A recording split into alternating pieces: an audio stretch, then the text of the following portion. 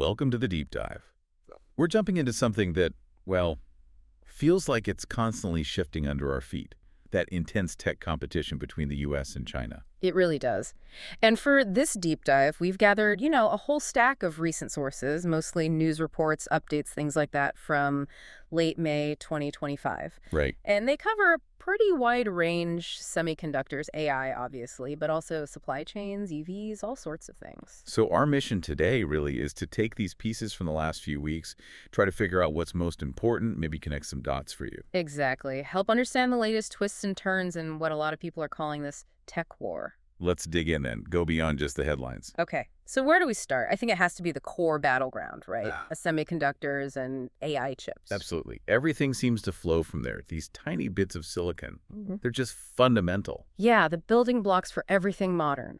And both sides, the US and China, they see controlling production, the supply, as just critical. And on the U.S. side, we're seeing ongoing actions. Like the SEC recently voted to bar some Chinese labs from testing U.S. electronics. Oh, interesting. Yeah, and what's interesting there, the sources pointed out that something like 75% of U.S. devices, phones, cameras, you name it, currently get tested in facilities in China.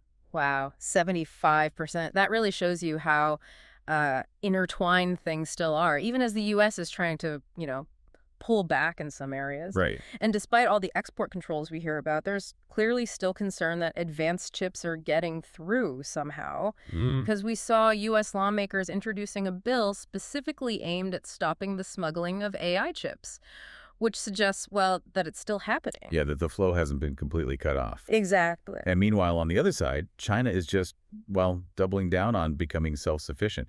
It seems like these restrictions are actually driving that push harder. Definitely. And Huawei's a huge player here. They're really promoting their own Ascend AI chip platform to developers inside China. The Ascend platform, right. That's based on their supernode architecture. Yeah, that's what they call it. Think of it as their integrated system for handling really complex AI jobs. And the word is, within China at least, these Ascend chips are seen as actually capable of rivaling Nvidia's performance for certain tasks. Which is pretty significant for their domestic AI goals. Huge. But there's a flip side, isn't there? With the U.S. curbs still hitting Huawei. Right. How does that play out? Well, while Ascend is gaining ground in China, those U.S. restrictions create this background uncertainty. Okay. So companies in China, particularly maybe the ones that want to sell globally eventually, they might hesitate a bit before committing fully to Huawei's processors. Because of potential disruptions or like compatibility issues down the line. Exactly. It just adds this layer of risk, to their long-term AI plans. Got it. And it's not just Huawei making moves in the chip space. Xiaomi's been in the news too. Oh yeah, they announced a new chip, a 3-nanometer one. 3 nanometers. And they're positioning that against Apple and Qualcomm chips. That's the claim.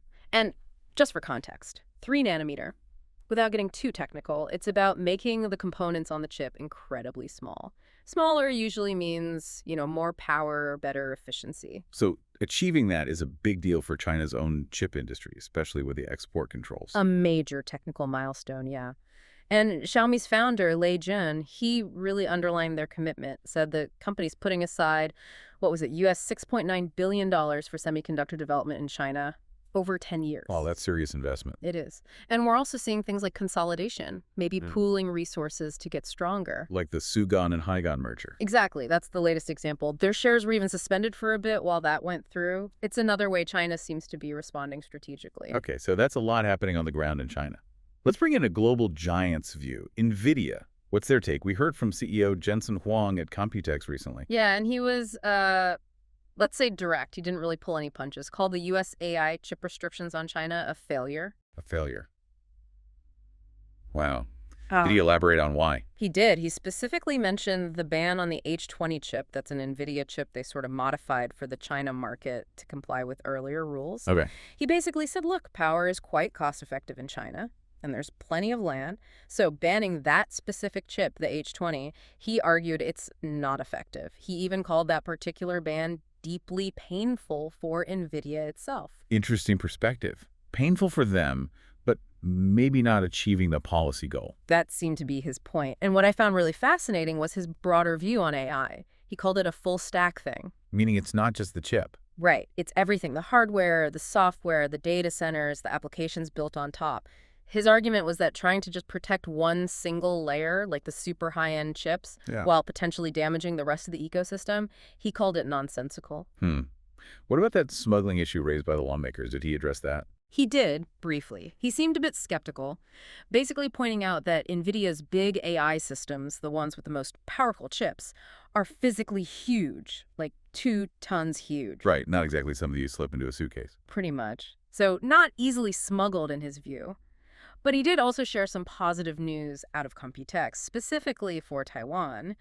Teased a new office there, plans for supercomputers, working with local partners like Foxconn. And that partnership with Foxconn in Taiwan, that just highlights how these global strategies are still so interconnected, right? Even with all this tension. Absolutely. It's not a simple decoupling. So speaking of where things get made, Mm-hmm. let's talk about the impact on supply chains and actual hardware. These tech tensions are definitely causing shifts there. Oh, for sure.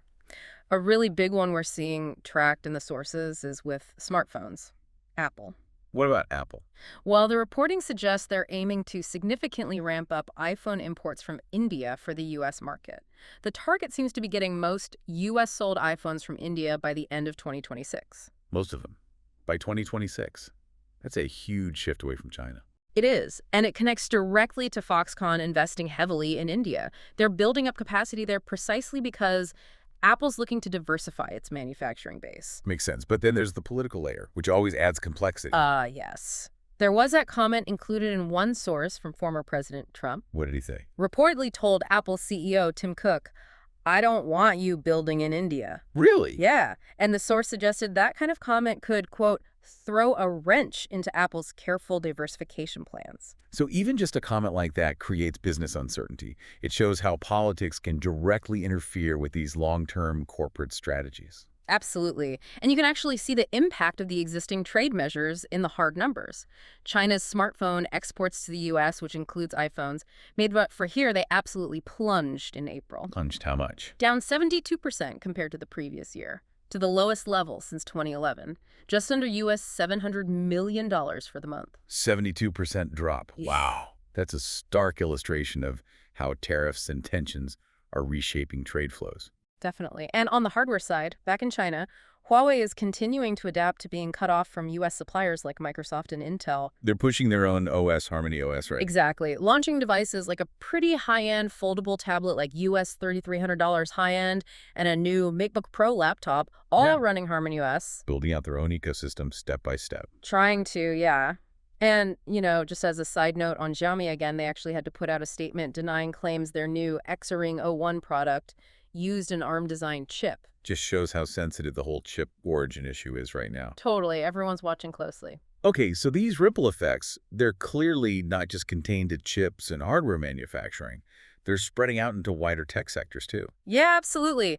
Take AI development itself, beyond just the chips. How so? Well, one Tencent executive was quoted saying that China's current lack of access to the most advanced chips, the absolute cutting edge, is actually slowing down the widespread adoption of the latest AI models there. Interesting. So even if they develop models, getting them widely used is harder. That's the suggestion, that the U.S. export controls could end up widening the gap in AI application between China and the U.S., even if China's making progress on the basic research side.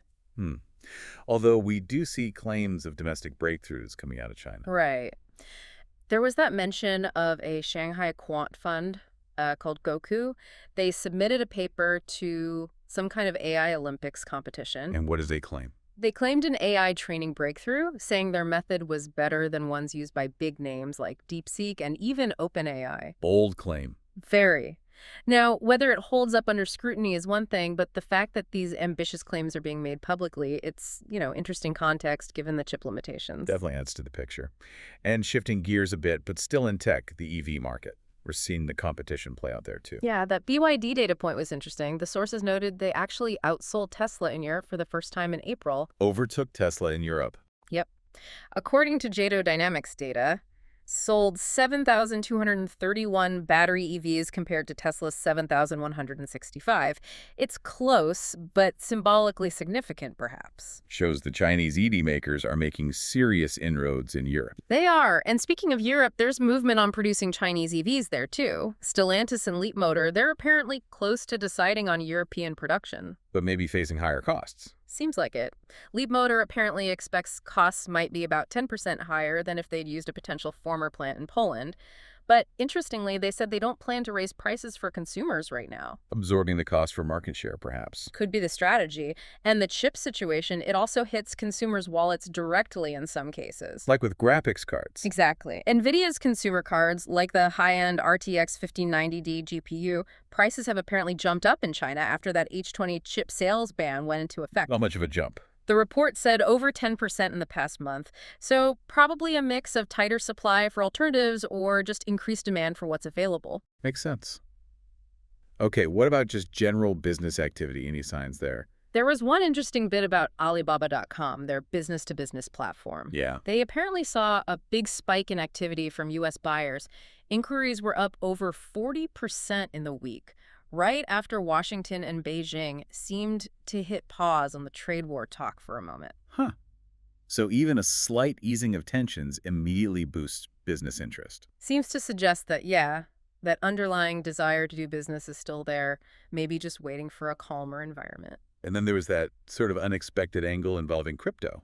Oh, right. Justin Sun, the Tron founder, he apparently holds a lot of that Trump MP meme coin. Okay. And after going to some crypto dinner hosted by Trump, he apparently saw recent U.S. moves around crypto as a strong signal to the industry that could even affect China. So even the crypto world isn't totally separate from these U.S.-China tech and political dynamics. Seems like it all gets connected somehow. So if we zoom out again, look at the global picture. Big players like TSMC are clearly navigating this by spreading their bets, right?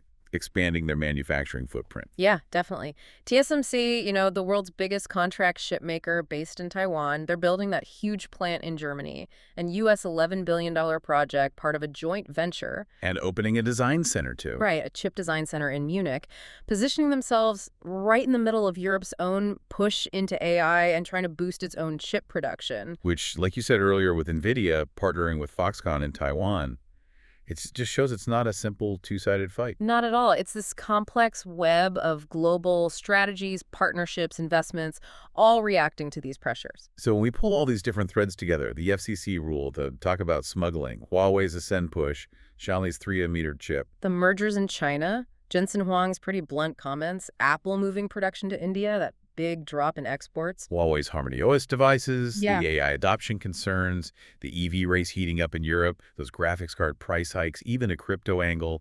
And giants like TSMC building in new places. What picture does it paint? Well, I think it paints a picture of something incredibly complex, interconnected, and moving really fast. Yeah, it's not just one policy change or one tech breakthrough driving everything. It's this constant back and forth.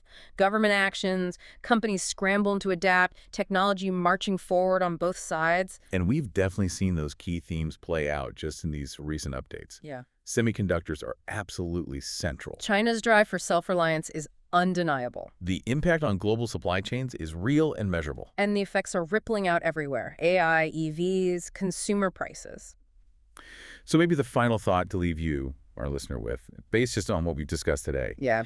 Given how tangled up these global supply chains still are, and how strong the motivations are for both the U.S. and China to pursue their own tech goals, how might these tensions keep reshaping the map of global tech production, innovation, in ways we maybe haven't even thought of yet? That's the big question, isn't it? What unexpected consequences are still to come? Definitely something to keep watching.